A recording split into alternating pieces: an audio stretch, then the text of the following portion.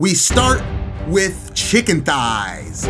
Chicken thighs are king in my opinion, so we are using them instead of breasts. I'm leaving the skin on this time, but we need to take the bone out, and that's easy to do. Run your knife along both sides of the bone and it will start to detach from the flesh. Then stand it up and very carefully get your knife behind the bone and start to glide it down behind the bone. Take your time doing this if you have never removed a bone out of anything before. This is a great way to learn how to start deboning cuts of meat, and I think it's one of the easiest cuts to learn with. Seasonings are salt, fresh black pepper, onion powder, granulated garlic, and smoked paprika. Season the skin side the same way.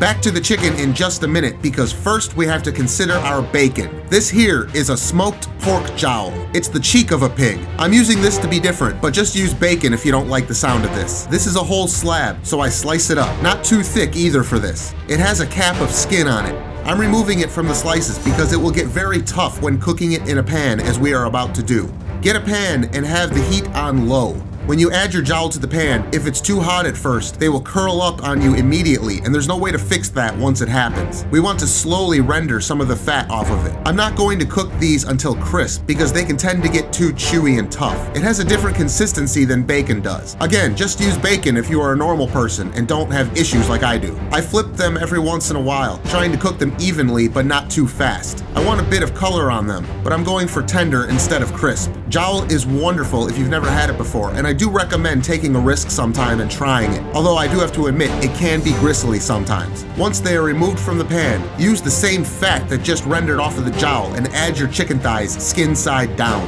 The heat is still on medium-low, and that's what we want to start with. When cooking thighs, I like to start low and slowly increase the heat as I go, and then decrease it again at the end. Checking for color on the skin, give it a flip temporarily to get the bottom started. It's okay if the skin is not super crisp yet. This method is how you get the most tender and juicy meat out of a thigh if it's cooked in a pan. I increase the heat a bit on this side. When it's sizzling away, go ahead and flip it back over to crispen the skin. It shouldn't take too long this time. When the skin looks amazing, flip them again skin side up. Let it cook on medium-high for a few minutes and then bring the temperature back down again. You will never get chicken like this in a restaurant, so don't even try. Restaurants will usually never take the time to make it like this, so the only way to taste it is to make it. When you think the chicken is just about cooked all the way through, turn the heat off and let it sit in the pan for about 15 minutes. Letting it rest will finish cooking it, and also it will let it relax so that you have the most amazing thighs you've ever had. To build, we start with 3 pieces of toasted bread. Mayo goes on each piece. Then add some lettuce on the bottom piece, followed by 2 gorgeous slices of tomato. Then the second piece of toast. Add your chicken thighs. Yes, I'm using 2 pieces here and it's going to be awesome.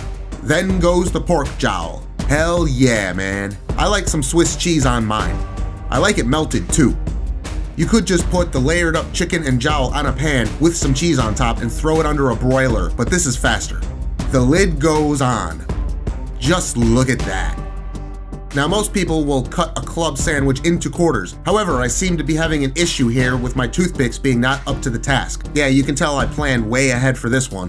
No worries, we can still get a nice cross section here.